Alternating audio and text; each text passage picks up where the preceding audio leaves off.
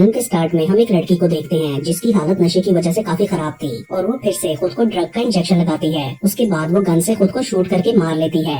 आगे कुछ क्लिप्स में हमें एक सीटर स्कूल की हिस्ट्री के बारे में बताया जाता है जो मेंटली अनस्टेबल बच्चों के लिए था। इस स्कूल को 1916 में स्टैब्लिश किया गया था और इसमें मेंटली डिसेबल बच्चों को एजुकेट और रिहेबिलिटेट किया जाता था। बाद में इसकी पॉपुलेशन काफी बढ़ गई जिसकी वजह से पेशेंट्स को निग्लेक्ट और अब्यूज किया जाने लगा। पेशेंट्स को वहाँ पर बिल्कुल कैदियों की तरह रखा जाता था जिसकी वजह से बहुत सारे लोगों की डेथ्स होने लगी। इसलिए वहाँ पर स्कूल का अपना ग्रेवयार्ड बना दिया गया, लेकिन इस सब के लिए जगह फिर भी कम पड़ गई तो वहाँ डेड बॉडीज को जलाया जाने लगा। स्कूल में अब लोगों को हेल्प नहीं मिलती थी बल्कि वो और ज्यादा तकलीफ के बाद मर जाते थे। इसलिए उस जगह की रेपुटेशन काफी खराब हो गई और उसे लेट 70s में बंद कर दिया गया क्योंकि वहाँ पर ह्यूमन राइट्स की वायलेशन हो रही थी। कहा जाता है कि एक सीटर की बिल्डिंग अब हॉन्टेड हो चुकी है और वहाँ पर मरने वाले लोगों की स्पिरिट्स घूमती हैं। अगले सीन में हमें कुछ साल बाद का टाइम दिखाया गया है जहाँ फादर कॉनवे एक सीटर की बिल्डिंग को रेनोवेट करवा रहे थे और एक लड़का पैट्रिक इसमें उनकी मदद कर रहा था। फादर पैट्रिक से पूछते हैं, तुमने जो कॉलेज के लिए अप्लाई किया था उसका क्या बना? तो पैट्रिक कहता है कि वो रिजेक्ट हो गया, मगर फादर समझ जाते हैं कि पैट्रिक ने अप्लाई ही नहीं किया और इसलिए वो उससे काफी डिसअपॉइंट होते हैं क्योंकि उन्हें लगता था कि गॉड का पैट्रिक के लिए कोई स्पेशल प्लान है, मगर वो अपना टाइम फजूल फ्रेंड्स और पार्टीज में वेस्ट कर रहा है। उधर एक जंकमैन ग्रीड भी था जो पैट्रिक से पूछता है कि ये लोग इस बिल्डिंग को कब तोड़ने वाले हैं, लेकिन जब पैट्रिक बताता है कि ये इसे रेनोवेट करवाकर यूथ सेंटर बना रहे हैं तो ग्रीड परेशान हो जाता है और बोलता है कि ये जगह सही नहीं है, इन्हें इसको जला देना चाहिए। उसके बाद फादर और पैट्रिक वहाँ से वीकेंड के लिए चले जाते हैं और पैट्रिक अपने फ्रेंड से मिलता है। उसके दोस्त ब्रेन को जब पता चलता है कि वीकेंड पर उस बिल्डिंग में कोई नहीं होगा तो वो वहाँ पर एक पार्टी प्लान कर लेता है। पैट्रिक उसे काफी मना करता है मगर वो नहीं रुकता और अपने बाकी फ्रेंड्स को भी इन्फॉर्म करके बहुत सारे ड्रग्स लेकर वहाँ आने के लिए कहता है। उसके फ्रेंड्स ने रात पार्टी में काफी सारे लोगों को बुला लिया था और वो सब बहुत ज्यादा हल्ला गुल्ला कर रहे थे। इस सब की वजह से पैट्रिक काफी डिस्टर्ब था क्योंकि उसे लग रहा था कि अगर फादर कॉनवे को पता चला तो वो बहुत गुस्सा होंगे, लेकिन उस वक्त पार्टी में कोई भी उसकी बात नहीं समझ रहा था।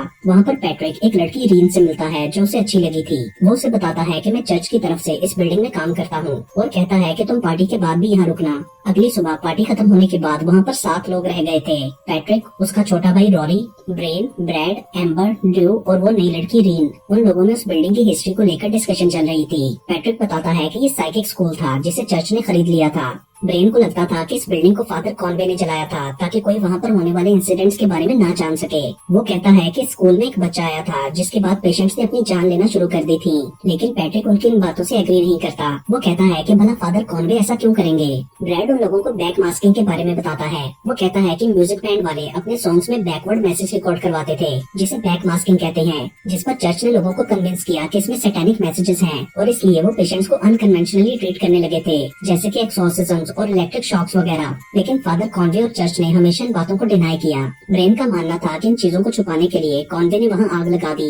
उसके बाद रीन उन सबको एक लड़की के बारे में बताती है जो खुद को हवा में लेविटेट करवा लेती थी और कहती है कि हमें भी ये ट्राई करना चाहिए। एम्बर भी इसके लिए मान जाती है और वो लोग रॉरी को इसके लिए चूज करते हैं। उसके बाद वो रॉरी को लेटाकर उसके अगेंस्ट लाइट्स जलाते हैं और एम्बर सबको आंखें बंद करके अपने हाथ की 2 फिंगर्स रॉरी के नीचे रखने के लिए कहती है। फिर एम्बर इमेजिन करती है कि रॉरी एक कार एक्सीडेंट में मर चुका है और ये उसकी डेड बॉडी है। अचानक से रॉरी थोड़ा सा हवा में लेविटेट करता है, फिर डर से उसका यूरिन पैंट में ही निकल जाता है। सब उसका मजाक उड़ाने लगते हैं तो वो एम्बेरसमेंट से बचने के लिए वहाँ से भाग जाता है। एम्बर कन्विंस थी कि उसने रॉरी को लेविटेट करवाया है, मगर बाकी सब इस बात को नहीं मानते।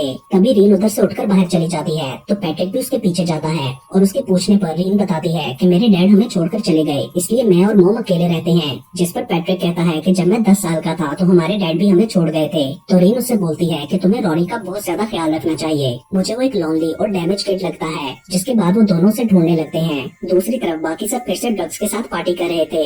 उधर उन दोनों को ऊपर के फ्लोर पर रॉरी मिल जाता है जो कि काफी हार्श बिहेव कर रहा था। वो पैट्रिक को देखकर उस पर हमला करने लगता है तो पैट्रिक उसे वहाँ पड़े एक बेड पर लिटाकर बांध देता है। रीन उसकी आइज देखकर बताती है कि ये पोजेस्ड हो चुका है और इसे प्रीस्ट की जरूरत है और वो पैट्रिक से फादर कॉनवे को बुलाने का कहती है तो वो उन्हें कॉल करके मैसेज में वहाँ आने के लिए कहता है। साथ में वो ये भी देखता है कि रॉरी की हालत काफी खराब है। उसके मुँह से कुछ अजीब सी आवाजें निकल रही थी। वो कुछ बुड़बुड़ा रहा था। उसके बाद वो दोनों नीचे जाके बाकी सबको रॉरी के बारे में बताते हैं, लेकिन वो लोग कहते हैं कि ये सब ड्रग्स का असर है। और जब पैट्रिक उन्हें फादर को बुलाने का बताता है तो वो लोग उस पर गुस्सा करते हैं क्योंकि उनके पास बहुत सारे इलीगल ड्रग्स थे। तभी अचानक से वहाँ जंकमैन ग्रीड ग्रीर आता है, जिसे देखकर वो सब घबरा जाते हैं। ग्रीर उनको धमकी देता है कि मैं पुलिस को बुलाता हूँ, जिससे वो बहुत ज्यादा डर जाते हैं और ग्रीर से रिक्वेस्ट करते हैं कि वो ऐसा ना करे। तभी अचानक ऊपर से कुछ आवाजें आती हैं और ग्रीर चेक करने के लिए जाता है। वो लोग उसे रोकने की कोशिश कर रहे थे, मगर वो उन्हें डराने के लिए गोली भी चला देता है। उसके ऊपर जाने के बाद बाकी सब भी पीछे जाते हैं। ग्रीर रूम में रोरी को बंधा देखकर उसे खोल देता है। तभी रोरी अचानक से अटैक करके उसकी गर्दन मोड़ देता है, जिसके बाद ग्रीर शॉक की हालत में रूम से बाहर निकलकर खुद को शूट कर लेता है। वो सब लोग बुरी तरह डर गए थे। ब्रैड और एम्बर पैनिक होकर वहाँ से भाग जाते हैं। उधर फादर कॉनवे भी एक्सीटर पहुँच चुके थे, मगर एम्बर और ब्रैड गलती से उन्हें अपनी गाड़ी से हिट कर देते हैं। फादर बुरी तरह जख्मी होकर बेहोश हो जाते हैं, इसलिए उन्हें लगता है कि वो मर गए हैं और वो लोग गाड़ी को गैराज में छुपा देते हैं। पैट्रिक फादर की हालत देखकर पुलिस को कॉल करने लगता है, तो ब्रैड गुस्से से उसे रोक देता है और फिर दोनों में काफी बहस होती है। पैट्रिक वहाँ से जाना चाहता था, मगर ब्रैड उसे जाने भी नहीं देता और कहता है कि हमें इन 2 डेड बॉडीज को ठिकाने लगाना होगा। एम्बर बोलती है कि इनको दफना देना चाहिए। ब्रेन और ड्रू कहते हैं कि इनको जला दो, मगर पैट्रिक इस बात से एग्री नहीं करता, जिस पर ब्रैड कहता है कि हम इनके पीसेस काट कर उनको ग्राइंड करके जैम जार्स में भर देते हैं और फिर टाउन के डिफरेंट ट्रैश बॉक्सेस में डाल देंगे। लेकिन बाकी सबको उसका ये आइडिया अच्छा नहीं लगता। वो कहते हैं कि हमें इन डेड बॉडीज को छोड़कर इस जगह से अपने सारे प्रिंट साफ करने होंगे, जिसके बाद वो सब इस काम में लग जाते हैं। वो लोग बहुत ज्यादा डरे हुए थे। उसके बाद पैट्रिक रोरी को देखने के लिए जाता है और उधर रीन ऊपर एटिक में पहुंच चुकी थी। वो वहाँ पर कोई फाइल्स देख रही थी। तभी पैट्रिक भी उधर आ जाता है। रीन पैट्रिक को एक पेशेंट डिवॉन रेयर की फाइल दिखाती है, जिसकी एज 14 साल थी और वो बॉर्न एडिक्टेड था। फाइल में उसके पेरेंट्स की भी कोई इन्फॉर्मेशन नहीं थी। डिवॉन के बारे में लिखा था कि वो फादर कॉनवे के बहुत सारे इंस्टीट्यूशन से भागा हुआ था और उसका बिहेवियर बहुत ज्यादा वायलेंट था। वो ट्रीटमेंट पर भी रिस्पॉन्ड नहीं करता था। वो दोनों कंक्लूड करते हैं कि ये वही पेशेंट है जिसके बारे में ब्रेन ने बताया था कि वो आउट ऑफ कंट्रोल हो चुका था। और रीन कहती है कि जो इसके साथ हुआ था वही शायद अब रोरी के साथ हो रहा है। फाइल के साथ एक टेप भी थी, जिसमें फादर बताते हैं कि डिवॉन में कुछ एक्स्ट्रा एबिलिटीज आ गई थी और डिवॉन के बिहेवियर को भी दिखाया गया था। अचानक से कुछ अजीब सी आवाजें आती हैं और वो सब लोग नोटिस करते हैं कि बिल्डिंग का सिक्योरिटी सिस्टम लॉक हो चुका है। सब जल्दी से बाहर निकलने की कोशिश करते हैं, मगर अब कोई फायदा नहीं था। वो लोग अंदर बंद हो चुके थे। ब्रैड को लगता है कि ये पैट्रिक ने किया है, क्योंकि वो इस जगह काम करता था और इस बात पर दोनों में लड़ाई भी होती है। तभी अचानक उन्हें ऊपर से कोई आवाज आती है और वो चेक करने के लिए जाते हैं, जहाँ रोरी बेड पर नहीं था। वो लोग उसे ढूंढने लगते हैं। ब्रैड को अभी भी लगता था कि रोरी पोजेस नहीं है। वो बोलता है कि गॉड और डेविल एग्जिस्ट ही नहीं करते। तभी अचानक उसे रोरी एक रूम की छत पर लटका हुआ नजर आता है और उसे देखकर ब्रैड पूरी तरह डर जाता है। उसे अब पोजेशन पर यकीन आ चुका था। इस सब के बाद वो लोग इस सिचुएशन को खुद से हैंडल करने का सोचते हुए अपने मोबाइल इंटरनेट की मदद से रोरी का एक्सोर्सिज्म करने का फैसला करते हैं। ब्रेन ने एक ऐसी साइट भी ढूंढ ली थी जिसमें एक्सोर्सिज्म का तरीका बताया गया था। पैट्रिक सबको वो चीजें लाने के लिए कहता है जिनका उस साइट में बताया गया था, जैसे कि माचिस, बाइबल और क्रॉस वगैरह। उसके बाद वो लोग रोरी को दोबारा बेड पर बांध देते हैं और अपनी सारी तैयारी करके एक्सोर्सिज्म स्टार्ट करते हैं, मगर उसके लिए उन्हें होली वाटर चाहिए था। अचानक पैट्रिक को ख्याल आता है और वो फादर के बैग से होली वाटर लेने के लिए नीचे जाता है। बाकी सब भी पीछे जाते हैं, लेकिन वो सब ये देखकर सरप्राइज रह जाते हैं कि फादर कॉनवे की बॉडी वहाँ से गायब है। मतलब वो जिंदा थे, मगर वो कहाँ चले गए। अचानक उन्हें दोबारा ऊपर से आवाज आती है और वो होली वाटर लेकर रोरी का एक्सोर्सिज्म स्टार्ट करते हैं, जिसके चलते रोरी के अंदर का डीमन काफी हार्श होकर खुद को रिवील करता है और वो खुद को छुड़वाकर पैट्रिक को बाइबल पढ़ने से रोकने की कोशिश करता है। पैट्रिक उस पर काफी सारा होली वाटर डालता है, जिससे रोरी तड़पने लगता है और फिर अचानक से सब कुछ नॉर्मल हो जाता है। उसके जख्मों के निशान भी खत्म हो जाते हैं। उनको लगता है कि रोरी ठीक हो चुका है। पैट्रिक पास जाकर उसे गले लगाता है, मगर तभी अचानक से वो दोबारा से वाइल्ड होकर पैट्रिक पर अटैक कर देता है और फिर बाकी सबको भी मारने लगता है। वो लोग उसे पकड़कर दोबारा बांध देते हैं और सोचते हैं कि ये एक्सोर्सिज्म ठीक से नहीं हुआ। अचानक तेज म्यूजिक की आवाज आती है और वो देखने के लिए नीचे जाते हैं, जहाँ लैपटॉप पर म्यूजिक चल रहा था। तभी वो देखते हैं कि सीलिंग पर ब्लड से स्पीक टू मी का मैसेज लिखा हुआ है, जिस पर ड्रू गुस्से से डेविल को चैलेंज करता है और सीलिंग में से उस पर एक बड़ा सा बॉल गिरता है।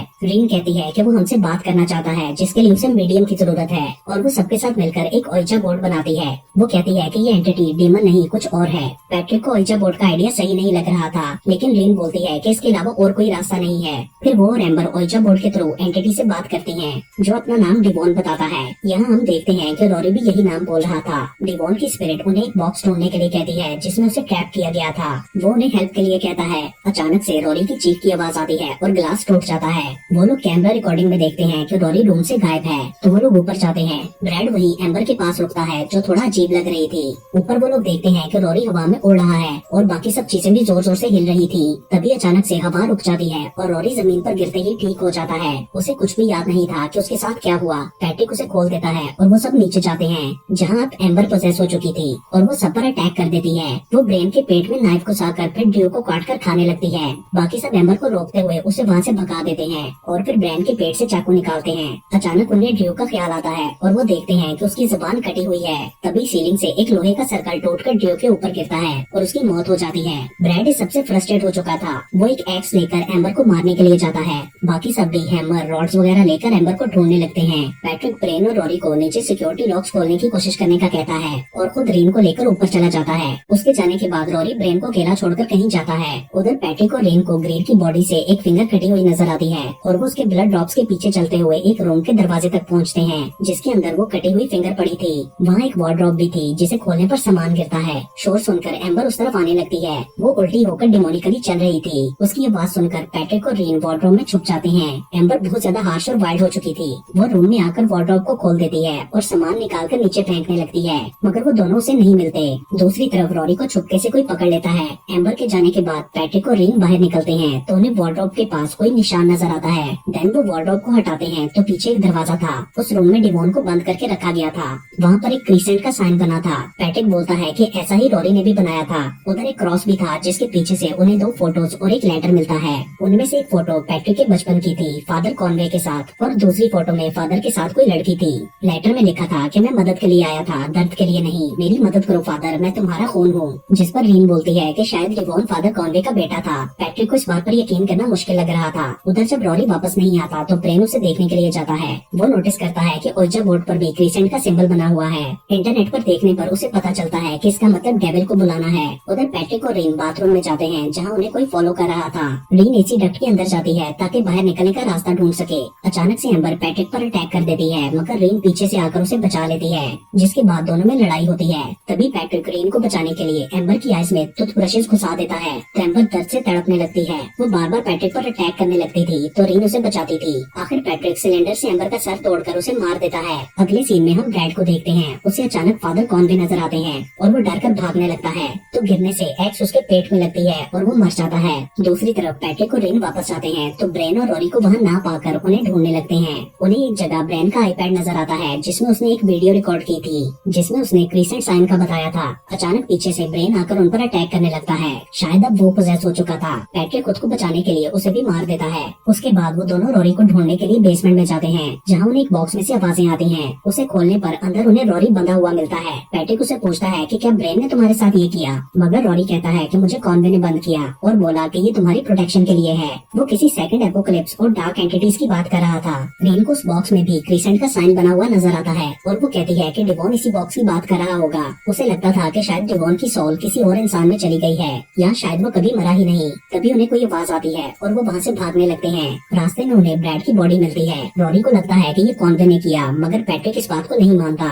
साथ ही उन्हें कंट्रोल रूम नजर आता है और एक स्विच बोर्ड को देखकर पैट्रिक कहता है कि शायद ये सिक्योरिटी लॉक्स को कंट्रोल करने के लिए है। वो उन बटन्स को चेक करता है और रीन डोर और विंडोज को देखने के लिए बाहर जाती है। तभी एक खिड़की खुल जाती है और वो उन्हें आवाज देकर बताती है, लेकिन तभी फादर कॉनवे उस पर अटैक करते हैं। वो खुद को छुड़वाकर भागते हुए पैट्रिक को आवाज देती है। पैट्रिक रॉरी को खिड़की से बाहर निकालकर खुद रीन को देखने जाता है। वो उसे मिल जाती है, मगर फादर कॉनवे पैट्रिक के सर पर कुछ मारकर रीन को पकड़ लेते हैं। दोनों में काफी लड़ाई होती है। फादर बार बार रीन का ब्रेसलेट छीनने की कोशिश कर रहे थे, मगर रीन उन्हें छीनने नहीं देती। होश में आने पर पैट्रिक देखता है कि फादर रीन के पीछे लगे हैं। वो उनके पास जाता है तो फादर ने रीन को रॉड से मार दिया था, जिस पर पैट्रिक काफी दुखी होता है। फादर बोलते हैं कि ये मैंने तुम्हें बचाने के लिए किया, लेकिन पैट्रिक नहीं समझता और उनके पास जाकर कहता है कि ये आपने क्या कर दिया। वो बोलते हैं कि तुम ये सब नहीं समझ सकते। डिवोन एक बच्चा नहीं बल्कि ईवल के लिए वेसल था। वो कहते हैं कि डिवोन मेरा बेटा नहीं था, जिसके बाद पैट्रिक उन्हें आग लगा देता है क्योंकि रीन ने उस पर गैसोलीन डाला था। उसके बाद वो वापस रीन के पास आकर रोने लगता है। अचानक रीन के हाथ से ब्रेसलेट गिरता है जिस पर डिवोन लिखा था